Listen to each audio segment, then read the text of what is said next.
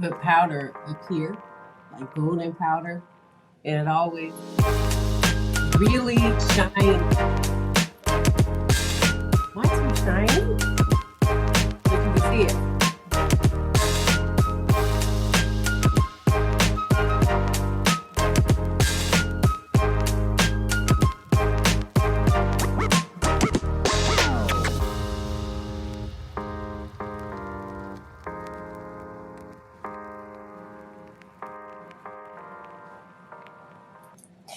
It's 5 o'clock. I'm so happy. You are so right. Somebody just said today is World AIDS Day. That's right. Thank you. I completely forgot about it. So, of course, you guys know I have to tell you a story of mine about HIV and AIDS. But before I do that, I just want to thank all of you for joining me. I am super thrilled. I am rested. I am pumped. I am happy. And I hope you guys are too. So, I want you to join me today. Thank you. Thank you. Thank you for the compliment. I want you guys to join me in this conversation today about secular parents, which is from my website, Blog 24, part one of Haunted Kids, a popular question. A popular question from parents whose kids have told them that they can see ghosts. And so we are going to approach this blog in 3 different ways. And today it is with the secular view. So if you want to comment, please do so on Podbean or on Instagram. I am on my public page, and that is at Kids Can See Ghosts. Can you? And then you can also type in questions on Podbean. You can ask me questions via Gmail, kidscanseeghosts@gmail.com, and you can leave me a message at 765-205-1959. So this is what I want to share with you all about World AIDS Day.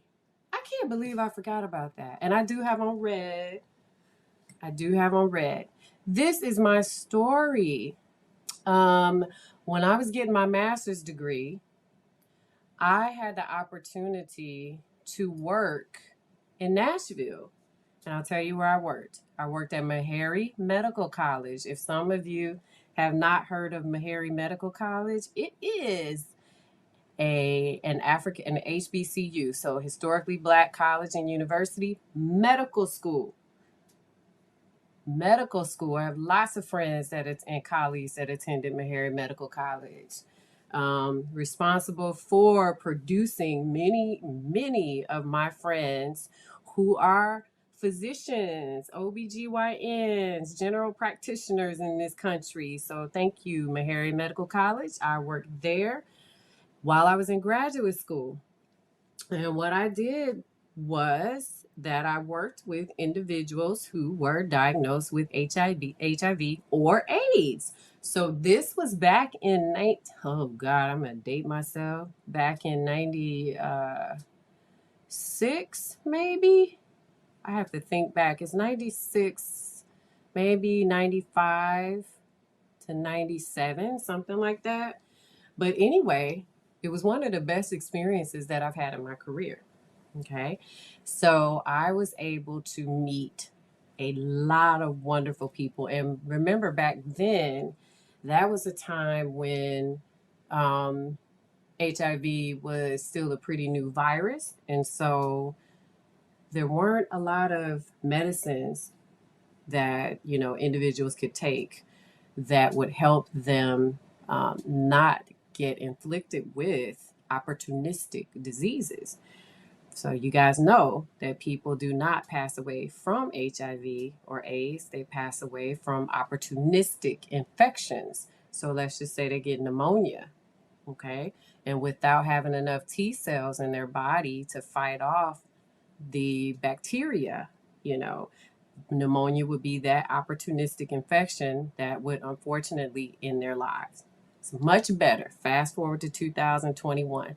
Lots of research Individuals are not passing away from HIV or AIDS anymore. We were also very fearful back then of it. And so what happened to me was I loved the population that I was working with so much that I decided to write my master's thesis about HIV and AIDS. That's something that most of you do not know about me. That's right. It's no longer a death sentence, not at all. And that is great news. And this goes to show you what science can do for us, right? Some people don't believe in science, but this is what it can do to help us. And so I decided to write my master's thesis about, I have to think of the title. I can't think of the title. I would have to go get it. But I'll just tell you what it was about.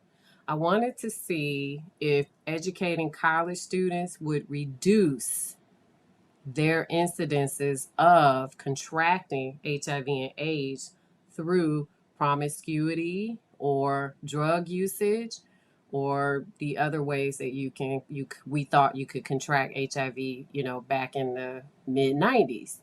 And so what I did was I went to Tennessee State, which is where I was a master's student, and I may have had, it's a small population, 200-300 students complete a rating scale that I created to determine, that's what it was, to determine their attitudes after they have been educated about, ways that they could contract HIV and AIDS. And you know what I found back then? That teaching them about how they could have protected themselves from contracting HIV and AIDS didn't reduce their attitude. Most of them were still willing to risk their lives. And remember, back then, when I say risk their lives, that's what we thought, that you're going to die if you get HIV, right? We don't think that now. So we've come a long way. So I was pretty disappointed with the results. At that time, working for Meharry Medical College, I had the opportunity to meet a lot of individuals with HIV and AIDS. Most of the individuals that I met with full-blown AIDS did not have any T cells in their body. So this was a really scary virus back in the day. And, I learned a lot. I mean, I learned needle exchange programs. I learned, life is too short.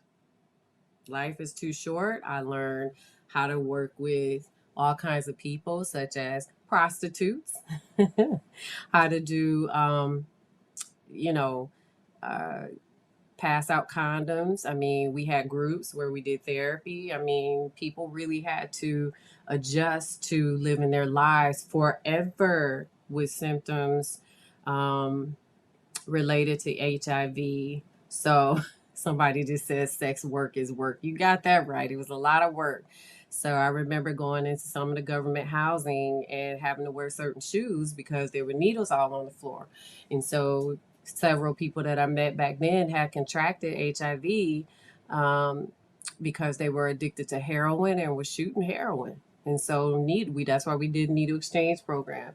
So lots of learning. And I remember we used to celebrate, World AIDS Day back then. So I feel really bad that I missed that today. And ironically, you know how you go to work and you wear something, you don't really think about it, and everybody's like, oh my God, you look pretty, you look pretty. I could have said, I wore red for World AIDS Day. Didn't even remember it. So I apologize because I did a lot of research in that area back then. So I left back in, I think it was 97 when I left Nashville. No, yeah. And then I moved to St. Louis. And that's when everything started, for me in St. Louis with learning all about school psychology and, gaining a lot of experience that I had no idea would take me this far, 30 years later. So from St. Louis, of course, you guys know I went to Chi-Town, which is when I really started working with, nebulous children. So, yeah. So we should celebrate World AIDS Day because when I think back to, you know, 20, 25, 30 years ago when HIV started, our scientists didn't know what it was back then. Now we do. Now we have medicines. I even remember when dementia, Alzheimer's disease was being, it's still researched heavily, just like HIV, but when it was even more so, and they were coming up with different medications to increase the longevity of individuals who had some form of dementia. So I have a memory of a lot of stuff. That's how you know you're getting old. Your hair starts getting gray. You start trying to educate young folks about your experiences over time, and you start thinking back to when this was, or when I was, or when we first identified HIV. So, old lady, let's go talk about haunted kids, a secular view. Now, what I did here, for all of you curious, is that I decided to get to the point where I started breaking parents down, you know. And I do this in the blog because I hear a lot from some of you parents about, what do I do? Or what is this? Or what can I do differently? Or what is this? And could my kid really be haunted? These are the same questions that I heard years ago when I worked with parents whose kids can see ghosts, or the parents, they were nebulous parents. They could see ghosts themselves. And so this is when I started. This may have been back in, where the heck am I now? Illinois.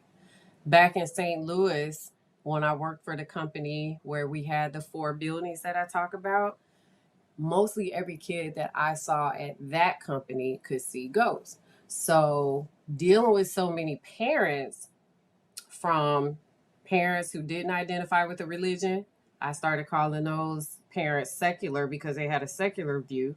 And then I had to work with parents who had more of a religious view. And I think I kind of touched upon this a couple of weeks ago. And then I worked with parents who could see ghosts themselves, who were religious. And then I worked with parents who were not religious and could see ghosts. And so the list goes on. So to keep my own sanity, so that I knew that who I was working with and how I could work with them, what they believed in, what they didn't believe in. Guys, it was a lot to this. So I started to break them down. So this is one way I did it, because the parents were very different. So for example, religious parents were actually harder to work with. Secular parents weren't as hard. Sometimes parents who could actually see ghosts were really hard to work with versus parents like me who cannot see ghosts. But I have an appreciation for all parents, so I'm going to tell you why I appreciated each of these parents as well over the next 3 weeks. So, all parents ask me this question: is this real, Dr. Lisa? Is my child haunted? Imagine parents asking you that if you are working with kids, or you have a friend and your friend goes, "Do you think my kid is haunted?" I mean, what would you say? See, haunting can be negative toward people, right? And when they asked that question, it was always hard because I didn't want to come off as negative, and I didn't want to say, "Yeah, your kid is haunted," or "No, your kid is not haunted. Your kid just sees ghosts." Because then if the other question comes, well, then they can see ghosts. Doesn't that mean they're haunted? To me, haunted meant possessed. There's actually a ghost inside of your kid. And by the way, I'm very visual. So when I talk all this stuff out, even when I talk to parents, I'm very visual. So I'm like, look, imagining a kid having a ghost that's like popping in and out of them, right? So that would give you the impression that this kid was possessed. So that's what I did. So I decided to answer this question in a couple of different ways. Okay. I told them yes, right? Yes. Yes, your kid is haunted, because a lot of people do not see ghosts. Does that mean it's a bad thing? No. If you're skeptical about it, that's okay too. Secular parents were skeptical. Heck, I was skeptical, right? You guys know that. That's why I questioned them so many times in so many different ways. Okay. Is there real proof that ghosts exist? Listen, I'm going to tell you there's proof. People just don't want to believe it. Sure, ghosts exist. People don't always like that answer, and they certainly don't want to be told that their kids may be haunted. Well, I used to tell parents, and I'm still very honest about that, I would say yes, but it doesn't mean that it's anything negative. They see ghosts, possessions happen. It depended upon the situation. And so I would tell them they witnessed it, I witnessed it. Sometimes I witnessed it in my office. Sometimes I did, and sometimes I would just say, they're actually seeing what other kids have seen around me. And then sometimes you just won't get parents that believe it at all. And then there's nothing you can do about that. When you talk to parents like this, they will ask you a couple of questions. Is it all in their head? Do they have mental health issues? These are legitimate questions. And even if you do believe that a child can see ghosts, you don't want to make the parents feel as if they're asking you a stupid question. You don't ever want to do that. They have real concerns about their kids. When a kid tells you they can see a ghost, parents will say things like, is this a mental health issue? Is this my kid's imagination? Isn't it okay to have imaginary friends? Or are these imaginary friends real? Are they going to hurt my kid? And sometimes they would say, my kid will get over this. This is just what kids do. Right? And I could hear parents saying this to this day. Oh, my kids will get over it. This is just kids stuff. But then what would happen is that the parents would come back and say, well, yeah, my kid's not getting over this. What can I do? My kid's not getting over this. What can I do? These weird visions keep coming back over and over and over again. So, condemning the kids for this is not okay. Punishing them for this shouldn't happen. Just because you don't want to believe it, it doesn't mean that it will go away. And I used to tell secular parents that just because you don't believe in God's angels doesn't mean your kid doesn't see them. Just because you worship Satan and you want your kids to see dark angels doesn't mean they're going to see them. And just because you don't like dark angels doesn't mean they're going to go away. And most of all, just because you don't believe in it, it doesn't mean that you dismiss your kids. Think about it this way. Think about it this way. And this is a good point. Kids who do not see ghosts do not tell you I can see ghosts. Do you guys understand that?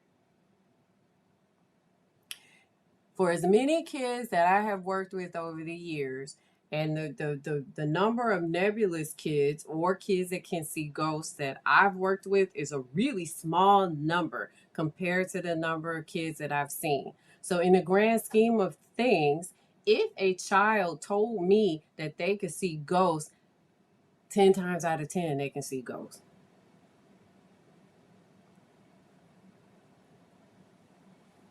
And I didn't concern myself with whether or not they can truly see them or not.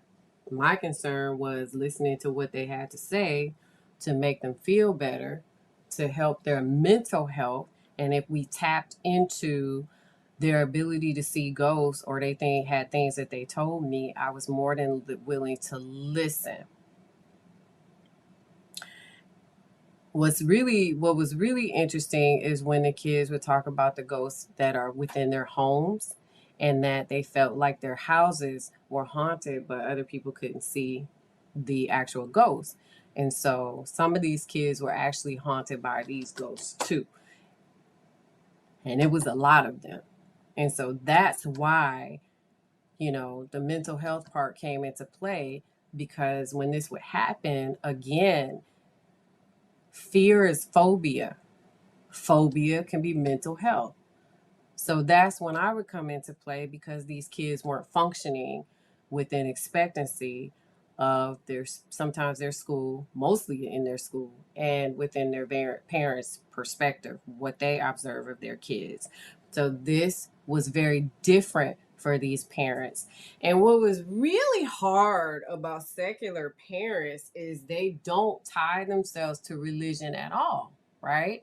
So if one of their kids, or if their kid comes back and says there's an angel there, well, how do you think a parent who doesn't believe in these things is going to respond to this kid?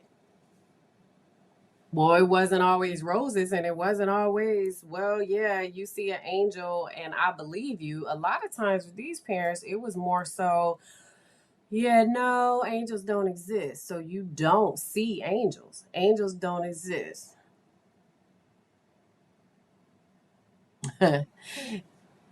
Yeah, I'm going to repeat what you said. So somebody on Instagram said, that's similar to parents who tell their kids to just get outside, eat right, exercise, and you won't be depressed anymore. That is a really good point.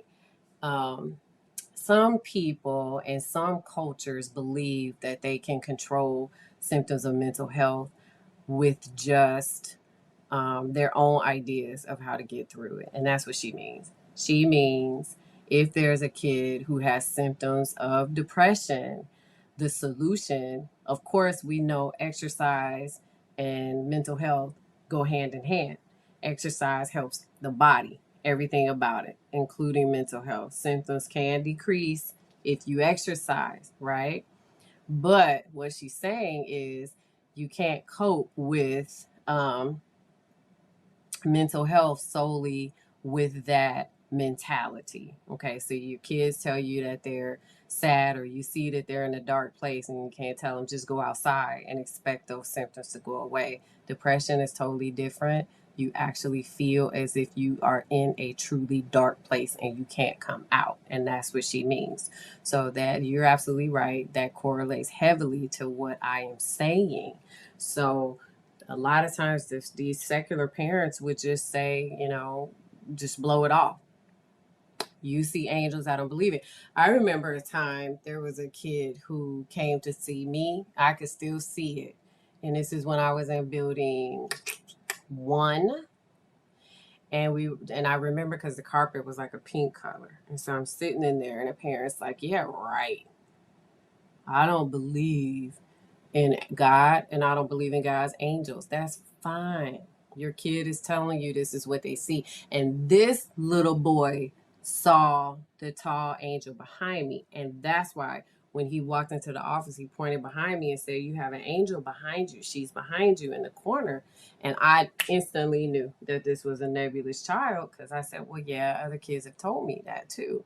And the father was dismissive, and said, I don't care. I don't like angels. If my kid is seeing something is wrong with my kid, and with some of these parents, it didn't matter if I said, well, doing my little psychology thing, you make my kid better. You get rid of this for my kid.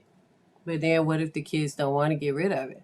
See, that was always a hard dynamic, and that's when I had to start learning that I had to teach the kids, like I said last week, that they just can't tell everyone that they have this gift, as long as they're safe, as long as they are not,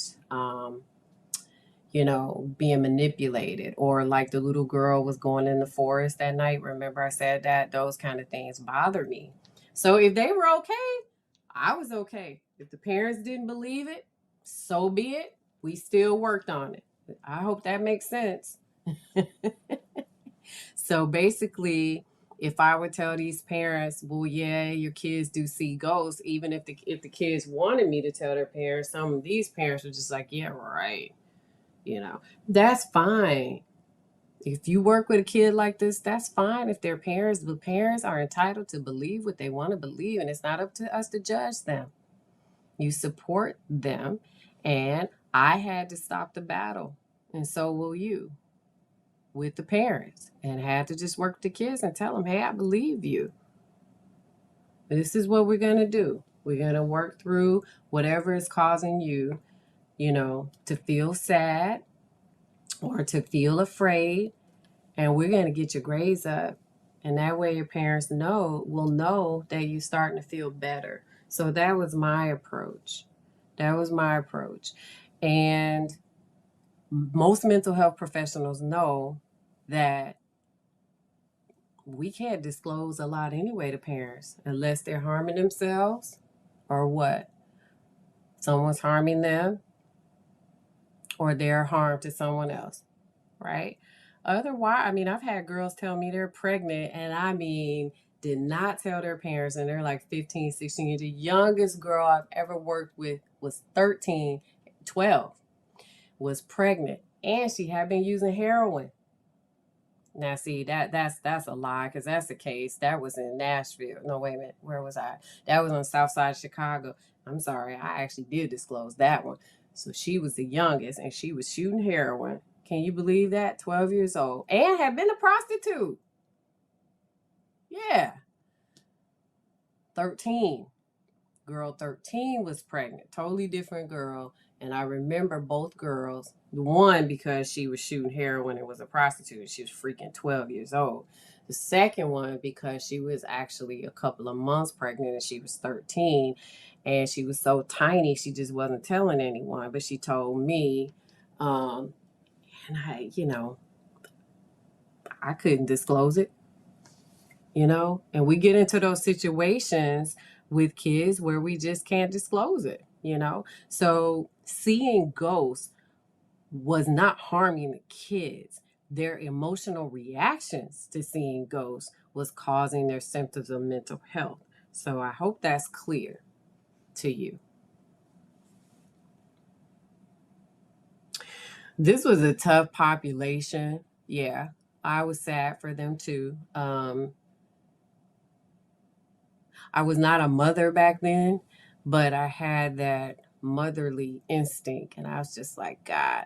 And I remember, seeing older girls like 16 and 17 that were pregnant, and their mothers would be in the room and I'd be scratching my head and winking my eyes and just like, come on, look at your baby, she's pregnant, look at her, and could not disclose it. So we get into these situations where it's really hard. I've cried a few times, you know so yeah, it gets really sad. But those two really young girls, yeah, the one that was 12, I could still tell you what she looked like if I could disclose it, but I'm not. Obviously, she's very grown now. But yeah, she was in a group that I was doing, and she was prostituting when she was 12. So yeah, it sometimes it gets really tough with these kids. And it's still tough because there are things that, I just can't disclose. Sometimes kids tell me stuff now and they don't want me to tell their teachers, and I don't. As long as it's not harming them. The minute that I get wind that something is harming them, or they're harming someone, or they want to end their lives, obviously we have to break that stuff, not just legally but because we care. So seeing ghosts was giving these kids symptoms of mental health. But I have to tell you guys, I didn't have any kid who wanted to harm themselves overseeing ghosts. Sometimes hurting other people came from being manipulated by dark ghosts, meaning that the dark ones, according to these kids and not me, according to the kids, was telling them to do certain things to people. Not trying to kill people or anything like that, thank goodness, but, punch another kid. Some stuff that we go through when we are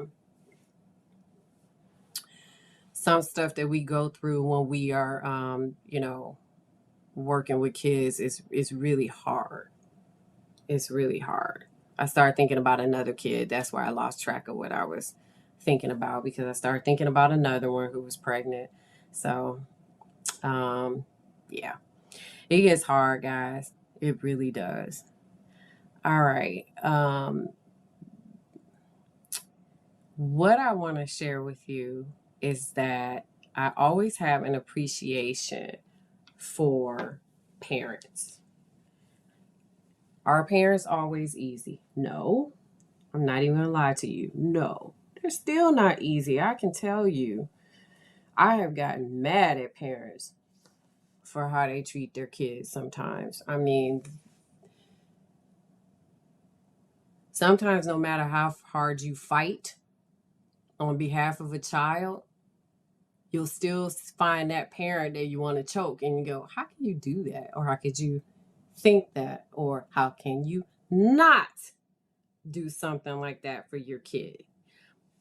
However, as you grow in the field, you find a way to still appreciate your parents. And sometimes it just takes patience and a conversation that they can understand for you to help their kid. Because you have to go through the parents to help the kid. So, one of the ways that I do this, and I still do this, is I find a way to appreciate the parents. Sometimes they be pissing me off, and I said that just the way I think it. Very improper grammar, but sometimes they be pissing me off. And I still be like, I still love you, but you're pissing me the hell off. I need you to send your kid to school with a coat. Or I need you to fill out these rating scales. Or can you stop neglecting your kid? So sometimes they be pissing me off, but it's all in how you approach parents to help them, right? So with secular parents who I have to tell you used to piss me off sometimes, this is what I appreciated about them. They would keep me in check. If you know me personally, you know I'm opinionated. And it's because I want what's best for their kids. And 99% of the time, parents do too. So, one of the things that I appreciated about them is that they ask a lot of questions because they're very skeptical. Unlike a nebulous parent who will be like, oh, yeah, I see the ghost back there too. So, you don't have to tell me what my kids see because I see it too. So, they know everything, right? These parents are skeptics. Skeptical parents ask questions, they do their homework. Sometimes they used to come in when the internet started getting popular, they would come in with stuff like, all right, I've been reading about the fact that my kids see angels, and all of this stuff shows me that angels do not exist. And what do we call that? Confirmation bias. Like, stop looking for stuff to just confirm what you think. This is what your kid is telling you. Okay. But they will question the hell out of you about this stuff. And I actually like that because they kept me on my toes, you know. And so some of their questions were really detailed about what kind of techniques we would do to improve, you know, if their kids are going to see ghosts for the rest of their lives, how do they improve their livelihood? I mean, they had really good questions. So they also would not allow me to steer from mental health. So they would keep me in line with mental health. So let's just say, you know, this is a parent. Let's just say we make sure, you know, when they're seeing dark stuff that they don't see dark things anymore. That still leaves mental health. So then what do we do with my kids, you know, fear of the dark? But what they didn't understand was a lot of the fear of the dark came from what they could see in the dark. So sometimes it was just making a connection for these parents that, you know, their questions, they had to tie into how their kids feel, if that makes sense to you. And they weren't doing that. They were separating the kids' feelings from mental health.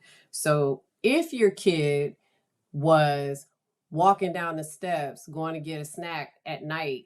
My kids do that sometimes. They think I don't know about it, but I do. They would go downstairs, get a snack, and then they would stop on the staircase like, I see a ghost of a lady. in a nightgown on the staircase. And they run back to their rooms, close the door, and slam it so this thing won't follow them. Well, okay. How would you feel? You'd be scared. And then these secular parents get up and they're like, well, why the heck are you scared? There's nothing there. I'm looking down the steps and nothing there. And the whole time the kid is like, yes, it is. She's staring at me from the bottom of the steps. And the parents are like, no, there isn't anybody there. And the kid's like, yes, she's right there. I'm not going down those steps. And in frustration, the parents, will come to me and say, hey, my kid won't go down the steps. What are we going to do about it? And I'm like, well, tell me about what you saw. Was it a lady? Blah, blah, blah. And the kid is like, yeah. And I'm like, okay, this is what we're going to do. And the parents are like, nah, there was no lady there. So you see how you get kind of caught in between it. You have to be very savvy with how you bridge the two together. And that's why this became really, really challenging. You're so silly. If a kid was telling you that they saw a lady at the end of the steps, you're going to go hide with the kid under the covers. I couldn't hide. There were ghosts all in this building, according to these kids. And I had to walk the halls with these entities, although I couldn't see them. So I couldn't go hide. If you can't see them, you're not necessarily afraid. And that's the perspective of these parents here. Let's see. I did meet a lot of secular parents who had some openness to religion because they wanted what's best for their kids. So there were some parents who didn't necessarily identify with religion or believe in it, but they did not, they didn't shy away from their opinions, but they also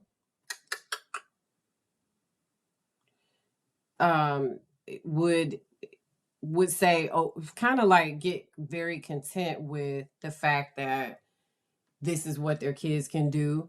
And if they see angels, a lot of them just wanted proof, right? Proof that, this stuff was real.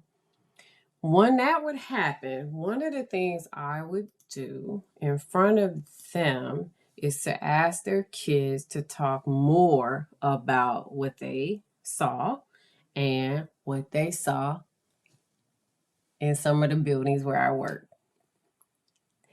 So, for example, I'll just use the angel in the tree. If you read that blog or listened to the podcast about the angel in the tree, that was one of the ones that I knew in my head. So it kind of just to kind of give you a visual, like me with the kid and the parents, or the kids and the parents, or the guardians. And I would let the kids talk. And I tell you, it was just a really, really interesting time, in my life in psychology, because sometimes when I talk to this stuff, I can visualize some of this stuff that happened. So for example, there's a little boy I was thinking about who walked over to the tree in this moment with the parent in the and this was in building 2, with the parent there, and walked over to the window and pointed like you have an angel in the tree. And see, that's why I call him Angel in the Tree, because so many kids saw him in the tree and would point or talk, kind of stand there and look out the window and smile, because this is supposed to be, remember, a really funny, comedian like angel. And so I would tell the parents, many kids have told me that there's an angel guarding me in a tree, and that's who your son is smiling at and listening to. The angel would talk to the kids. I just wrote about this in my last blog, and the ghost would talk to kids like in their heads, and kids would talk out loud to them, but we can't hear them, only the people who could see ghosts. So, and sometimes the kids can hear them. It was so interesting. And even the older kids, I'm just going to sidebar for a second. It was so interesting because I would literally look at the kids and they would be kind of, all the kids would do this.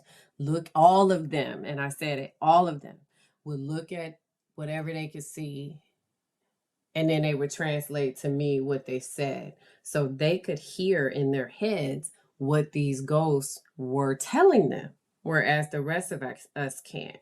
And so, like, um, with child A would always interpret, all the kids would interpret, but this one was so excited about seeing those dark angels that he would always interpret, this is what he said, and you don't believe him, and he don't like him, and then it would get quiet, and he would say something, and I would say, well, what did he say? And he would say, you talk to him, you say what you want to ask them, Dr. Lisa. And I'd be like, well, what am I talking to? I don't even know where they are. And they would go, like, right there in front of you, just talk. And I'm like, I'm talking to the wall. And they would go, no, you're not. The ghost is standing in front of you. And I'm like, golly, really?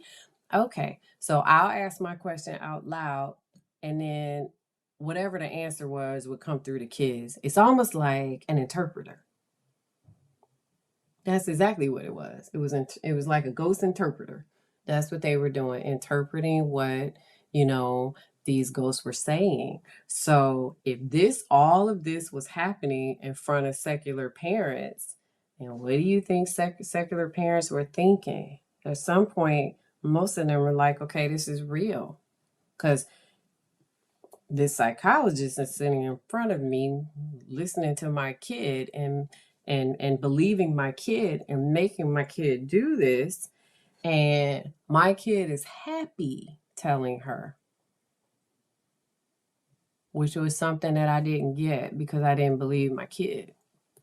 And my kid is sad and scared, but somebody believes my child and is sitting here talking to my kid about it. And I would know when the kids were faking and that they couldn't really do this. And every kid that could see ghosts talked to me about the ghosts around me, every last one of them. So you had a kid who was faking, and I think I wrote a blog about this. They didn't know what the heck was around me. There was one way I knew they were faking. And so if you come across secular parents, I have a couple of recommendations for you other than being patient with them. And then I have some recommendations for secular parents. I actually want to do that first. Then I'm going to talk to all the therapists about our secular parents. For parents, try not to be secular with your kids' visions.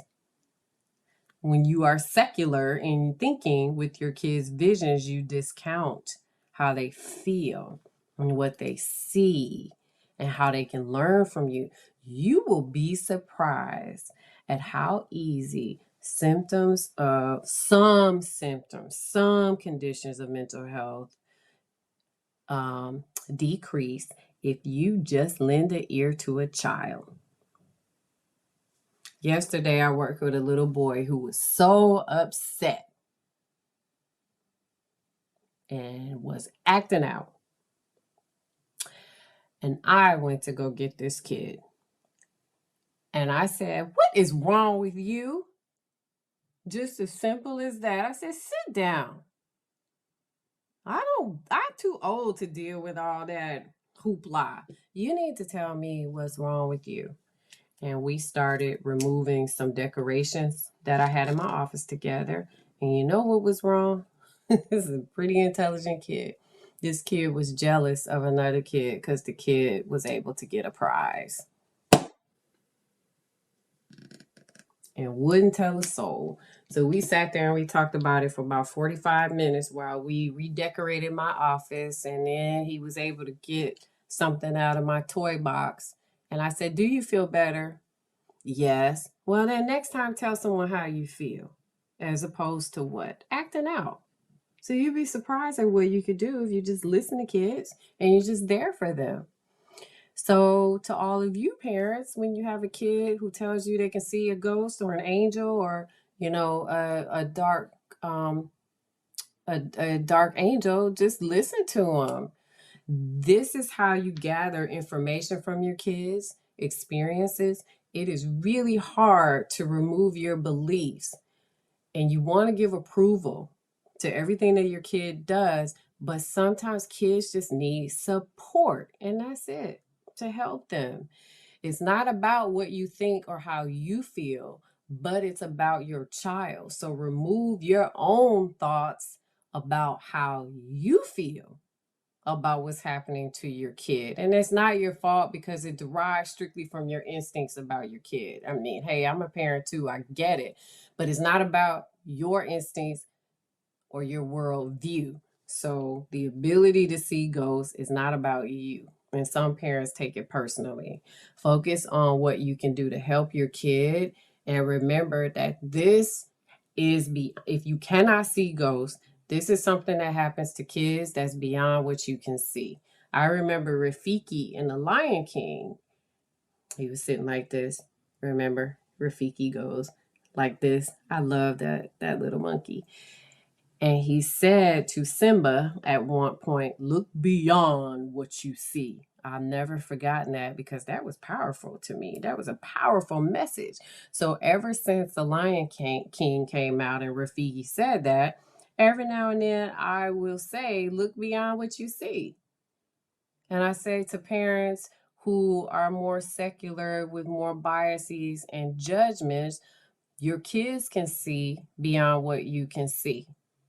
Actively listen to them and listen quietly. Don't talk over your kid. Allow your kid to talk. Ooh, sometimes that's really hard though, even with my own kids. And I'm talkative, as you guys know.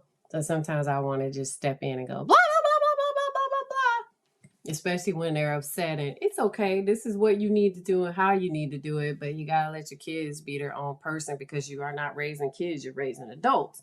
So you really do have to focus on what they're trying to say to you, and then let your practitioner, if your kids go to therapy, focus on the mental health part. That person is going to know what to do. Even if that mental health professional does not believe in ghosts, that person will know what to do if there is a case of severe mental health challenges. Parents, listen to your instincts on this one. If you will know if these are imaginary friends or not. Most of the time, the parents that I worked with knew that these were not imaginary friends. You will know. Sometimes these visions of the kids come in the form of relatives who are no longer alive. Okay? You will know. Trust yourself. Listen to those instincts, but you do not always have to act upon them. Do your research, learn about the ability to see ghosts. I did because I didn't have a choice because all your kids kept coming to me and I loved it. So I had to learn how to work with them. Now, another thing I used to tell secular parents is to consider where their children have their visions. I'm trying to give you an example. Okay, here's an example. Child B, for example, used to always see dark angels at school. Twin flames at home. Child A, dark angels would follow that child everywhere, even the grocery store. And that child liked playing with them. Okay. So think about that. Consider the time frame when your child mentions that sightings happen to them. For child, I just wrote about a new child too in my last blog, but child A, dark angels would appear all the time. There was no specific time of the day, but child B had more visions at school, and I believe it was child C who used to see them in her room. And the I can't remember which child it was. I have to go look and see. Now I think I'm on child H, so I don't remember.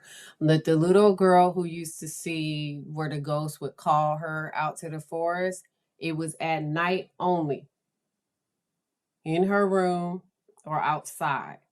Those are the kind of things you want to know. All right, I'm going to say this, and some of you might not like it, but I'm going to say it anyway because this is important for secular parents. Understand your own spiritual beliefs and rituals. And rituals. I work with a lot of parents who were a part of cults. I'm not saying anything negative about cults. What I'm saying is be mindful of what you are channeling and inviting into your home. I need to do a whole blog on this. I work with a lot of parents who were, when I say a lot, I don't mean like hundreds, I mean maybe like 5, which is a lot to me. May not be a lot to some of you, especially if you specialize in cult behavior, but for me, that was a lot. And it was all in Chicago. But they were a part of cults. Some of them were from other countries, and this was a natural practice for them, especially for autism, trying to cure autism. Isn't that interesting? But that's another story. But anyway, understand your own spiritual beliefs and your rituals. There are some people who will channel spirits, and the thing about that is you can't even see ghosts. So how do you know which spirits you're channeling and inviting into your home?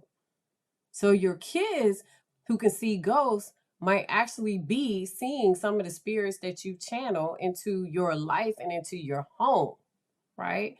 Being a part of a cult depends on what you do.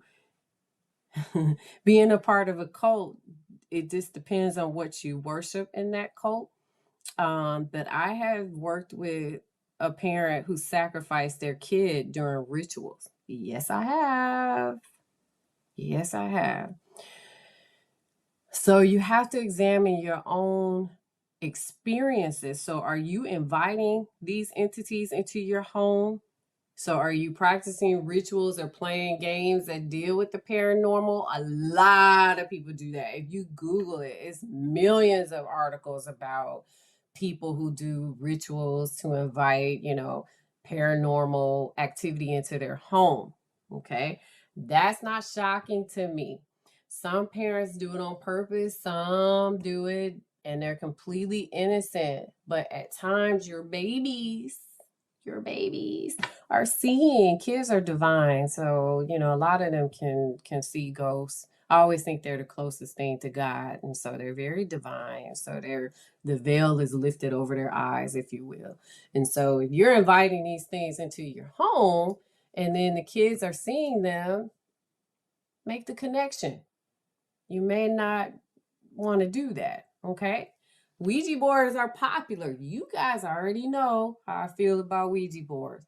I don't care if people on social media say it's okay for you to do that. I don't care if they say it's not real, it's fake. I don't care what the hell they tell you. I know too many kids who will say to you, don't play with Ouija boards. You guys don't see what we see. And I've met too many parents who can see ghosts who will also tell you the same thing and tell you what you are playing with is real. Listen, this is gonna be my last part, and then we can do the rest next week. I knew a parent specifically who said she played with a Ouija board. Her kid could see ghosts. She played with a Ouija board. And a demon appeared. And she said, I threw that thing in the trash. I was so scared. I want you to sip some water on what I'm about to tell you. Are you ready? She said, I threw that thing in the trash and it appeared back on my front porch and no one was home with me. She said, I tried to throw it away again and it came back into my home. She said, I went to someone and asked them, and I don't remember who she went to, how do I get rid of a Ouija board? And if you do not believe me, Google this stuff for yourself. And she said they told her she had to burn it. She had to burn it to get rid of it. So, yes, don't play with those things. I told my kids if they ever go to pajama parties and stuff like that, and people want to play light as a feather, stiff as a board, and playing with Ouija boards, come home. Don't play with that stuff, okay? Make sure your child does not play with them. You want to keep them away from that kind of stuff. You do have the power to fight against dark angels and demons, because dark angels are demons to kids. I say demons. Don't get it confused. Most adults will say demons. The kids say dark angels. They can harm children. Even if you don't believe in organized religion or God, is what it takes to get rid of dark angels. We reign supreme over dark angels. Don't forget that, okay? And that's exactly what I teach children when they are ready. If you discourage religion in your household, I write these blogs to you, and I also talk about it on the podcast because I want to improve the quality of life for nebulous children. They may always have the ability to see ghosts, but they can control them. I know someone personal to me who definitely controls it. She definitely controls it. She does not let them control her and appear to her when she doesn't want to. And when they try, she will tell them to go away. And then she'll call God's name and they go. Don't be afraid to ask other parents of nebulous children for help. There are lots of parents whose kids see ghosts. Children are resilient. They will get through their young lives with the ability to see ghosts and function just fine as far as mental health. But you are their leader, their nurturer. You are also the one who protects them. You reign supreme, not ghosts. They might appear in your home, but you can tell them to go away. You can demand them to go away in God's name, and they will. You need to use that because that's your power. So if you ever feel like you don't have power, you are scared, or you can feel the presence that you don't want, there you go. That's what you can do about it. So I am so glad you guys joined me today. Thank you. Thank you. Thank you. Next week, we're going to go into biblical parents, a spiritual view. That's actually going to be a good one because biblical parents were very, very hard. And you'll see why next week. So thank you so much for joining me. Hey, you guys have a good rest of the week, and I will talk to you next week.